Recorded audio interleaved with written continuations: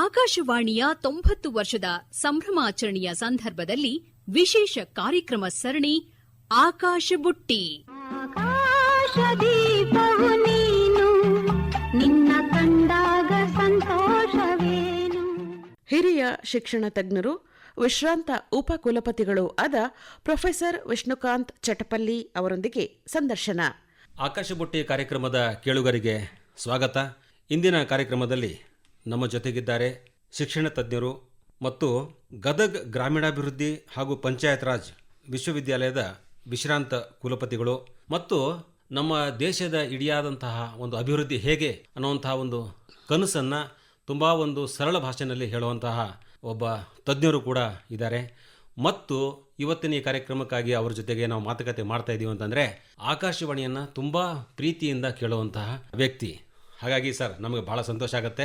ನಮಸ್ಕಾರ. ಆಕಾಶವಾಣಿಗೆ 90 ಈಗ ನಿಮ್ಮ ಅನಿಸಿಕೆ ಏನು ಸರ್? ಈಗ ಆಕಾಶವಾಣಿಗೆ ಬೇಗ 100 ವರ್ಷ ಆಗಲಿ ಅಂತ ನನ್ನ ಮೊದಲನೇ ಹಾರೈಕೆ. 100 ನಂತರ ಬೇಂದ್ರೆ ಅವರು ಹೇಳಿದಾಗೆ 1000 ಜನ ಆ ಥರದ 100 ವರ್ಷ ಬದುಕುವಂಥ ಅವಕಾಶ ಮತ್ತು ಅವಶ್ಯಕತೆ ಆಕಾಶವಾಣಿಗೆ ಇರಲಿ ಅನ್ನುವಂಥದ್ದು ನನ್ನ ಹಾರೈಕೆ. ಆಗಲಿ ಸರ್. ತಾವು ತುಂಬ ಹಿರಿಯರು, ಮತ್ತು ಆಕಾಶವಾಣಿಯನ್ನು ಬಹಳ ಆರಂಭದಲ್ಲಿ ಹೇಗೆ ನೀವು ಅದನ್ನು ಕೇಳಿದಿರೋ ಗೊತ್ತಿಲ್ಲ. ಈಗ ನೀವು ಹೇಳಬೇಕು ಹೆಂಗಿತ್ತು ಆ ದಿನಗಳು ಅಂತ. ಆಕಾಶವಾಣಿ, ನಾನು ಪಕ್ಕಾ ಉತ್ತರ ಕರ್ನಾಟಕದವನು, ಅದರಲ್ಲಿ ಹುಬ್ಬಳ್ಳಿಯವನು. ಹೌದು. ಹುಬ್ಬಳ್ಳಿ ಧಾರವಾಡ ಅಂತಂದ ತಕ್ಷಣ ಆಕಾಶವಾಣಿ ಧಾರವಾಡ ಅಂಥೇಳಿ ಬೆಳಿಗ್ಗೆ ಎದ್ದ ಕೂಡಲೇ 6 ಗಂಟೆಗೆ ನಮಗೆ ಶುರು. ಆ ಧ್ವನಿ ಮತ್ತು ಮ್ಯೂಸಿಕ್ ಈಗಲೂ ಹಾಗೆ ಪ್ರತಿಧ್ವನಿಸ್ತಾ ಇದೆ. ನಂದು 66 ವರ್ಷ ಆದರೂ ಕೂಡ ಬೆಳಿಗ್ಗೆಯಿಂದ ನಡೆಯುವಂಥ ಒಂದು ಕಾರ್ಯಕ್ರಮ ಇಂದ ಹಿಡಿದು ಸಾಯಂಕಾಲ ನಡೆಯುವಂಥ ಒಂದು ರೈತರ ಕಾರ್ಯಕ್ರಮ, ಆ ಧ್ವನಿ, ಆ ಮ್ಯೂಸಿಕ್ಕು, ಅದನ್ನು ಕೇಳಿದಾಗ ಸುದ್ದಿಗಿಂತ ಆಕಾಶವಾಣಿಯಲ್ಲಿ ಬರುವಂಥ ಪ್ರತಿಯೊಂದು ವಿಷಯ ಅಷ್ಟು ಮಹತ್ವದ್ದಿರ್ತಿತ್ತು ಮತ್ತು ಜನಸಾಮಾನ್ಯರಿಗೆ ಮುಟ್ಟುವಂಥದ್ದು ಅಂತ ಅನಿಸಿದ್ದು. ಆಕಾಶದಿಂದ ಬರುವಂಥ ವಾಣಿ. ಈಗ ಅದಕ್ಕೆಲ್ಲ ಸ್ಯಾಟಲೈಟು, ತರಂಗಗಳು, ಅವು ಇವು ಅಂತೆಲ್ಲ ಶಬ್ದಗಳು ಯೋಚನೆ ಮಾಡಿ ಈಗ ಹೇಳ್ಬೋದು. ಮತ್ತು ಆಕಾಶವಾಣಿ ಅಂತ 90 ವರ್ಷದ ಮುಂಚೆ ಯಾರು ಆಲೋಚನೆ ಮಾಡಿರುವಂಥವ್ರು ಇದು ಹೇಗೆ ಜನರಿಗೆ ಮುಟ್ಟುವಂಥ ಒಂದು ವಾಣಿ, ಸರಳವಾಗಿರುವಂಥದ್ದು ಅನ್ನುವಂಥದ್ದನ್ನು ನನಗೆ ಈಗಲೂ ಅದರ ಹೆಮ್ಮೆ ಇದೆ. ಆ ಹೆಮ್ಮೆಯ ಜೊತೆಗೆ ಭಾಳ ಸಂತೋಷ ಇದೆ ನಿಮ್ಮ ಜೊತೆಗೆ ಚರ್ಚೆ ಮಾಡೋದಕ್ಕೆ. ಸರ್, ಈಗ ತಾವು ಹೇಳ್ತಾ ಇದ್ರಿ, ಈಗ ಗ್ರಾಮೀಣ ಭಾಗದ ಜನರಿಗೆ ಮತ್ತು ತುಂಬ ಸರಳವಾಗಿ ಇದ್ದಂತಹ, ಸಹಜವಾಗಿ ಇರುವಂತಹ ಜನರಿಗೆ ಒಂದು ಮಾಹಿತಿ ಆಗಲಿ, ಒಂದು ಮಾತಾಗಲಿ ತುಂಬ ಸರಳವಾಗಿಯೇ ಬರಬೇಕು. ಅದು ತಾವು ಕಂಡುಕೊಂಡಿದ್ದೀರಿ. ಅದು ಗ್ರಾಮೀಣ ಭಾಗದ ಜನರಿಗೆ ತುಂಬ ಸರಳವಾಗಿ ಮನಮುಟ್ಟು ಹಾಗೆ ಆಕಾಶವಾಣಿ ವಾರ್ತೆಯನ್ನು ಹೇಳಿದೆ, ಒಂದು ಸಂದರ್ಶನವನ್ನು ಹೇಳಿರ್ಬೋದು, ಒಂದು ನಾಟಕವನ್ನಾದರೂ ಹೇಳಿರ್ಬೋದು, ಏನೇ ಆಗಲಿ ಅದನ್ನು ತುಂಬ ಸರಳವಾಗಿ ಕೊಟ್ಟಿದೆ. ಅದಕ್ಕೆ ಜನಸಾಮಾನ್ಯರ ವಿಶ್ವವಿದ್ಯಾಲಯ ಅಂತ ಹೇಳ್ತಾರೆ. ಅದಕ್ಕೆ ತಾವು ವಿಶ್ವವಿದ್ಯಾಲಯದ ಕುಲಪತಿಗಳಾಗಿದ್ದಕ್ಕೆ ಹೇಳಿದೆ. ಆಕಾಶವಾಣಿ ಒಂದು ಜನರ ಬದುಕಿಗೆ ಸಹಜವಾಗಿರ್ತಕ್ಕಂಥ ಇದು. ಅವ್ರಿಗೆ ಯಾರೋ ಒಬ್ಬರು ಸುದ್ದಿ ಹೇಳ್ತಾ ಇದ್ದಾರೆ ಅಂತ ಅನಿಸಲ್ಲ, ನಮ್ಮವರೇ ಯಾರೋ ಇದನ್ನು ಹೇಳ್ತಾ ಇದ್ದಾರೆ ಅನ್ನುವಂಥದ್ರದ್ದು ಅಷ್ಟು ಸಹಜತೆ ಆಕಾಶವಾಣಿನಲ್ಲಿ ಇದೆ. ಎರಡನೇದು, ಆಕಾಶವಾಣಿ ಕೂಡ ಕಾಲಕ್ಕೆ ತಕ್ಕಂತೆ ಬದಲಾವಣೆ ಆಗಿದೆ. ಅದಕ್ಕೆ ಆಕಾಶವಾಣಿ ಉಳಿದಿರುವಂಥದ್ರದ್ದು. ಇವತ್ತು ಕೂಡ ಆಕಾಶವಾಣಿಯ ಮುಖಾಂತರ ಜನ ಕೇಳ್ತಾ ಇರೋದು, ಕೇಳುಗರು ಲಕ್ಷಾಂತರ ಜನ ಇದ್ದಾರೆ. ನಾನು 2-3 ಉಲ್ಲೇಖ ಮಾಡಲೇಬೇಕು. ಪೋಸ್ಟ್ ಆ್ಯಂಡ್ ಟೆಲಿಗ್ರಾಫ್ ಆ ಕಾಲದಲ್ಲೇ ಹೆಚ್ಚು ಕಡಿಮೆ ಶುರು ಆಗಿರೋದು, ಅದಕ್ಕಿಂತ ಮುಂಚೆ ಶುರು ಆಗಿರೋದು. ಇದರ ವಿನ್ಯಾಸ ವ್ಯತ್ಯಾಸ ಆಗಿರ್ಬೋದು, ಬಟ್ ಪೋಸ್ಟ್ ಆ್ಯಂಡ್ ಟೆಲಿಗ್ರಾಫ್ ನೀವು ವ್ಯತ್ಯಾಸ ಮಾಡೋಕ್ಕಾಗಲ್ಲ. ಆಕಾಶವಾಣಿಯವರು ಕೂಡ ವ್ಯವಸ್ಥೆ, ತಾಂತ್ರಿಕತೆ, ಆಧುನೀಕರಣ, FM ಉಳಿದಿರೋದೆಲ್ಲ ಬಂದಿದೆ ಅಲ್ಲ ಇದರಲ್ಲಿ. ಯಾವ ಸಂಸ್ಥೆಯ ಬದಲಾದ ಪರಿಸ್ಥಿತಿಗೆ ತಕ್ಕಂತೆ ಅವರಲ್ಲೂ ಕೂಡ ಬದಲಾವಣೆ ಮಾಡಲ್ಲ, ಆ ಸಂಸ್ಥೆ ನಶಿಸೋಗತ್ತೆ. ಆಕಾಶವಾಣಿ ಜೀವಂತಿಕೆ ಯಾವತ್ತೂ ಯಾಕಿರುತ್ತೆ ಅಂದರೆ ಇವತ್ತಿನ ಕೇಳುಗರಿಗೆ, ಇವತ್ತಿನ ಜನಸಾಮಾನ್ಯರಿಗೆ, ಗ್ರಾಮೀಣ ಪ್ರದೇಶದಲ್ಲಿ ಮಳೆ ಬರೋದರದು ಅಥವಾ ಧಾನ್ಯದ ಬೆಲೆ ಇರುವಂಥದ್ದು, ಮಾರುಕಟ್ಟೆ ಧಾರಣೆ, ಇದೆಲ್ಲ ಆಕಾಶವಾಣಿ ಮುಖಾಂತರನೇ ಅವ್ರಿಗೆ.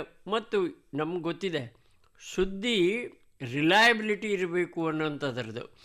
ಆಕಾಶವಾಣಿಯವ್ರು ಹೇಳಿದ್ದಾರೆ ಅಂದರೆ ಅದು ಸತ್ಯ ಅಂತ ಹೇಳಿ ಅದನ್ನು ಪರೀಕ್ಷೆ ಮಾಡುವಂಥದಕ್ಕೆ ಯಾರೂ ಹೋಗಲ್ಲ. ಹೀಗಾಗಿ ಆಕಾಶವಾಣಿ ಬದಲಾದ ಪರಿಸ್ಥಿತಿಗೆ ತಕ್ಕಂತೆ ಆಧುನಿಕವಾಗಿ ರಿಲಯಬಿಲಿಟಿಯನ್ನು ಕಳ್ಕೊಳ್ಳದೆ, ಯಾಕಂದರೆ ಸುದ್ದಿಯ ಮಹತ್ವ ಅದರ ರಿಲಯಬಿಲಿಟಿ ಮೇಲಿದೆ.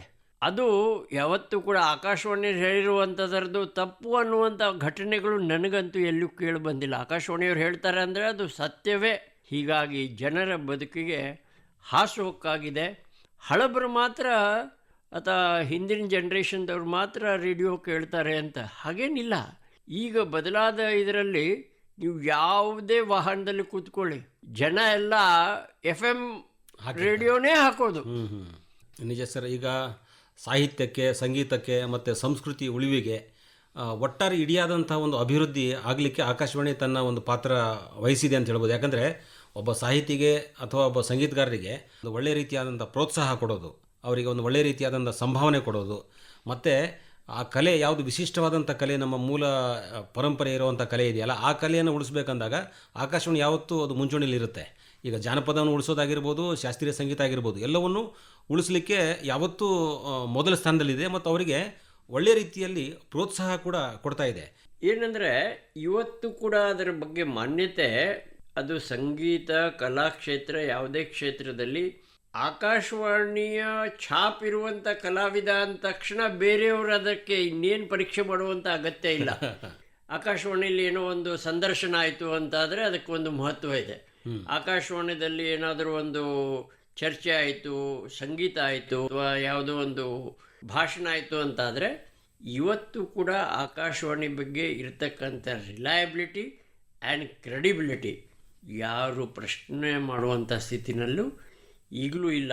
ಯಾಕಂದರೆ ಆ ಪರಂಪರೆ ಆಕಾಶವಾಣಿಯಲ್ಲಿ ಕೆಲಸ ಮಾಡಿರ್ತಕ್ಕಂಥ ಎಲ್ಲರೂ ಸೇರಿ ಮಾಡಿರುವಂಥದ್ದಕ್ಕೆ ಆಕಾಶವಾಣಿ ಇವತ್ತು ಭಾಳ ಚೆನ್ನಾಗಿ ಜನರ ಮನಸ್ಸಿಗೆ ಮೃದ ತುಂಬುವಂಥ ಒಂದು ಆಗಿದೆ ಅಂತ ಅನಿಸುತ್ತೆ. ನೀವು ಆಕಾಶವಾಣಿ ಕೇಂದ್ರಕ್ಕೆ ಹೇಗೆ ಹೋದ್ರಿ? ಯಾಕಂದರೆ ಒಬ್ಬ ಶಿಕ್ಷಣ ತಜ್ಞರಾಗಿ ನೀವು ಬೇರೆ ಬೇರೆ ಕಾರಣಕ್ಕಾಗಿ ರೇಡಿಯೋವನ್ನು ಮಾಹಿತಿ ಕೊಡಲಿಕ್ಕೆ ಬಳಸಿರಬಹುದು. ಯಾವಾಗ ಹೋದ್ರಿ? ಯಾವ ಆಕಾಶವಾಣಿಗೆ ಹೋದ್ರಿ? ಬೇರೆ ಬೇರೆ ನನಗೆ ಪ್ರಾರಂಭದ ದಿನಗಳಲ್ಲಿ ನಂದು ಅಂದರೆ 75 ನಂತರ, ಅಂದರೆ ನಂದು 20 ವರ್ಷದ ನಂತರ ನನಗೂ ಒಂದು ಆಸೆ, ಆಕಾಶವಾಣಿಯಲ್ಲಿ ನಾನೇನಾದರೂ ಮಾಡಬೇಕು ಅನ್ನುವಂಥದ್ರದ್ದು. ಶರ್ಬೇಂದ್ರ ಸ್ವಾಮಿ ನಮ್ಮ ಆತ್ಮೀಯ ಸ್ನೇಹಿತರು, ಅವರು ಆ ಕಾಲದಲ್ಲಿ ಅವರು ಆಕಾಶವಾಣಿಯಲ್ಲಿ ಸೇರಿಕೊಂಡ್ರು. ನಾನು ಅವ್ರಿಗೆ ಕೇಳಿದೆ, ನೋಡಿ ನಮ್ಮ ಸ್ನೇಹಿತರಾಗಿ ನನಗೆ ಯಾವುದಾದ್ರೂ ಒಂದು ಅವಕಾಶ ಚರ್ಚೆಗೆ ಆಕಾಶವಾಣಿಯಲ್ಲಿ ಸಿಗೋದಕ್ಕೆ ಆದರೆ ಅಂಥೇಳಿ, ನನ್ನ ಆತ್ಮೀಯತೆ ಮತ್ತು ನನ್ನ ವಿಚಾರಕ್ಕೆ ತಕ್ಕಂತೆ ಒಂದು ವಿದ್ಯಾರ್ಥಿ ಸಮುದಾಯವನ್ನು ನೀವು ನೇತೃತ್ವವನ್ನು ಮಾಡ್ತಾಯಿದ್ದೀರಿ, ಇವತ್ತಿನ ವಿದ್ಯಾರ್ಥಿಗಳಿಗೆ ಅದನ್ನು ಹೇಳಬೇಕು ಅನ್ನುವಂಥದ್ರದ್ದು ನನಗೆ ಗೊತ್ತಿರೋ ಹಾಗೆ ನನ್ನ 22ನೇ 23ನೇ ವಯಸ್ಸಿನಲ್ಲಿ ಅಂತಂದರೆ ನನ್ನ ಆಕಾಶವಾಣಿಯಲ್ಲಿ ನನಗೆ ಅವಕಾಶ ಸಿಕ್ತು. ಅದರ ನಂತರ ಇದೊಂದು 50 ವರ್ಷ ಸತತವಾಗಿ ಕೌಶಲ್ಯಾಭಿವೃದ್ಧಿ, ಗ್ರಾಮೀಣಾಭಿವೃದ್ಧಿ, ಶಿಕ್ಷಣ ಕ್ಷೇತ್ರ, ಸಾಮಾಜಿಕ ಕ್ಷೇತ್ರ, ಹೀಗೆ ಅನೇಕ ವಿಷಯಗಳಿಗೆ ಅನೇಕ ಸಂದರ್ಭದಲ್ಲಿ ಅದರ ಹೆಚ್ಚಿನ ಅಂಶ ನನಗೆ ಅವಕಾಶ ಸಿಕ್ಕಿರುವಂಥದ್ರದ್ದು.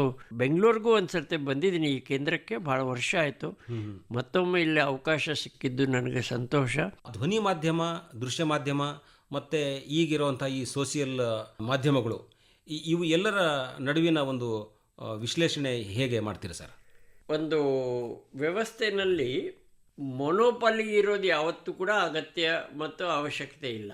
ಸ್ವಭಾವಕ್ಕೆ ತಕ್ಕಂತೆ, ಜನರ ರುಚಿ ತಕ್ಕಂತೆ, ಜನರ ಅವಶ್ಯಕತೆ ತಕ್ಕಂತೆ ಎಲ್ಲವನ್ನೂ ಎಲ್ಲ ವಿದ್ಯಾರ್ಥಿಗಳು, ಇವತ್ತು ನಾವು ಊಟ ಮಾಡುವಾಗ ಸಿಹಿ ಮಾತ್ರ ಇದ್ದರೆ ಸಾಕ, ಕಹಿ ಮಾತ್ರನೂ ಬೇಕು, ಎಲ್ಲ ಥರದ ರುಚಿ ಇದ್ದರೆ ನಮ್ಮದು ಹಾಗೆ ಇರುವಂಥದ್ದು ಸಮಾಜ.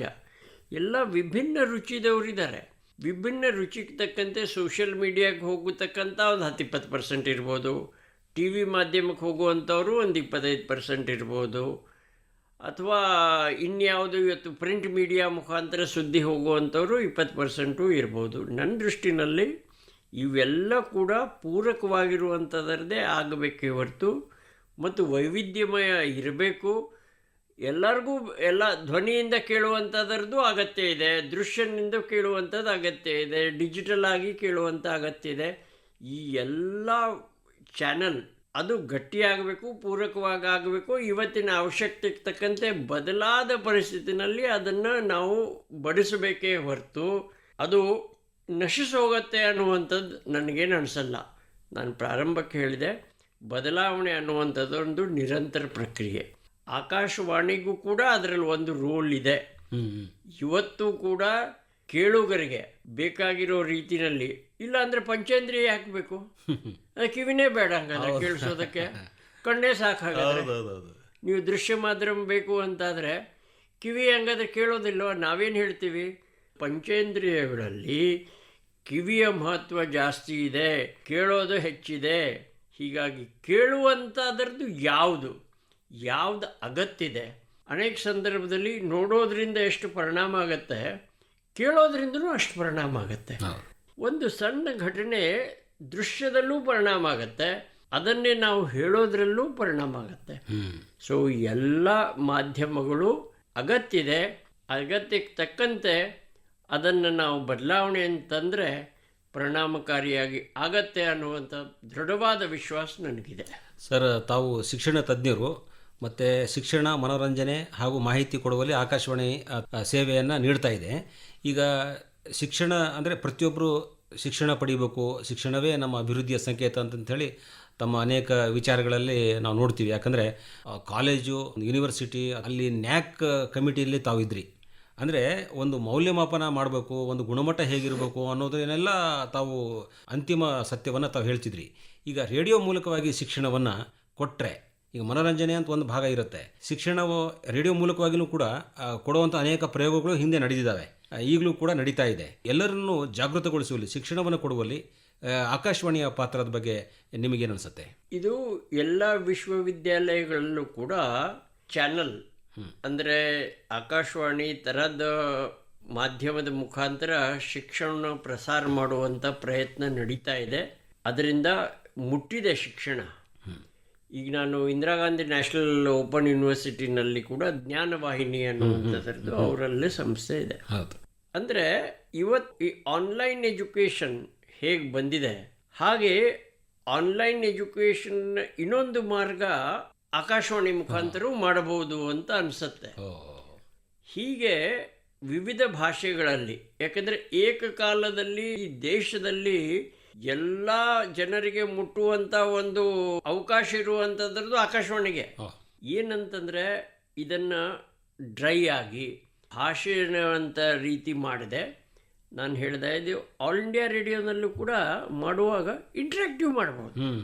ಇವತ್ತು ಇಂಟ್ರ್ಯಾಕ್ಟಿವ್ ಮೋಡ್ ಬಂದಿದೆ ಅಲ್ವಾ, ಅವರು ಪ್ರಶ್ನೆಗಳಿಗೆ ಕೇಳೋದಕ್ಕೆ, ಪ್ರಶ್ನೆಗಳಿಗೆ ಉತ್ತರ ಹೇಳೋದಕ್ಕೆ ಅಂತ ಆದರೆ, ಸಂವಾದ ಆದರೆ ಇನ್ನು ಹೆಚ್ಚು ಅದರಲ್ಲಿ ಭಾಗವಹಿಸಿಕೆ ಆಗುತ್ತೆ. ಬಡಿಸೋ ರೀತಿ ವ್ಯತ್ಯಾಸ ಆಗಬೇಕೇ ಹೊರತು, ನಾವು ಈಗ ರಾಗಿ ಮುದ್ದೆ ಅದು ತಲತಲಾಂತರನಲ್ಲಿ ಬಂದಿದೆ, ಬಟ್ ರಾಗಿಯನ್ನು ಇವತ್ತು ಮುದ್ದೆ ಅಂತ ಅಷ್ಟೇ ಮಾಡಿಲ್ಲಲ್ಲ, ರಾಗಿ ಬಿಸ್ಕೆಟ್ ಬರ್ತದೆ, ಹೌದು, ರಾಗಿ ಚಕ್ಲಿ ಇದೆ. ಹೀಗೆ ಅದರ ಸ್ವರೂಪ ವ್ಯತ್ಯಾಸ ಮಾಡಿ ನಾವು ಬಡಿಸಿದರೆ ಆಕಾಶವಾಣಿ ಕೂಡ ಶಿಕ್ಷಣ ಪ್ರಸಾರ ದೃಷ್ಟಿನಲ್ಲಿ ತಲುಪೋದಕ್ಕೆ ಬೇಕಾಗಿರ್ತಕ್ಕಂಥ ಒಂದು ಮಾಧ್ಯಮ ಆಗತ್ತೆ, ಮಾಡಬೇಕು ಅನ್ನೋದರ ಬಗ್ಗೆ ನನ್ನ ಆಗ್ರಹನೂ ಇದೆ, ವಿನಂತಿನೂ ಇದೆ. ಆಕಾಶವಾಣಿ ಈಗಲೂ ಕೂಡ ತನ್ನ ಪ್ರಸ್ತುತತೆಯನ್ನು ಕಾಪಾಡ್ಕೊಳ್ತಾ ಇದೆ. ಇದರದ ಮಹತ್ವ ತುಂಬ ದೊಡ್ಡದಿದೆ. 100% ಎಲ್ಲ ಜಾಗದಲ್ಲಿ ಕೂಡ ಆಕಾಶವಾಣಿ ಅಲೆಗಳು ತಲುಪ್ತಾ ಇವೆ. ಅಂಥ ಆಕಾಶವಾಣಿ ಆಧುನಿಕವಾಗಿ ತಂತ್ರಜ್ಞಾನಕ್ಕೆ ಅನುಗುಣವಾಗಿ ಒಗ್ಕೊಂಡು ಅದು ಎಲ್ಲದರಲ್ಲೂ ಇದೆ. ಇವತ್ತು ಮೊಬೈಲಲ್ಲಿ ಬರುತ್ತೆ. ಹಾಗಾಗಿ ಆಕಾಶವಾಣಿಗೆ ಮತ್ತು ಜನ ಯಾವತ್ತೂ ಹತ್ತಿರವಾಗಿರಲಿ. ತಮ್ಮಂಥವರ ಈಗೇನು ಒಳ್ಳೆಯ ರೀತಿಯಲ್ಲಿ ತಾವೇನು ಹೇಳಿದಿರಿ, ಕೇಳುಗರನ್ನ ಮತ್ತೆ ಆಕಾಶವಾಣಿಗೆ ಸೆಳೆದು ತರಲು ನಿಮ್ಮ ಮಾತುಗಳು ಬಹಳ ಸಹಾಯಕಾರಿ ಆಗ್ತವೆ ಅಂತ ಹೇಳ್ತೀವಿ ಸರ್. ಎಲ್ಲ ನಮ್ಮ ಕೇಳುಗರ ಪರವಾಗಿ ನಿಮಗೆ ಅನಂತ ಧನ್ಯವಾದಗಳು. ನಮಸ್ಕಾರ. ನಮಸ್ಕಾರ. ಆಕಾಶದೀಪವು ನೀನು, ನಿನ್ನ ಕಂಡಾಗ ಸಂತೋಷವೇನು.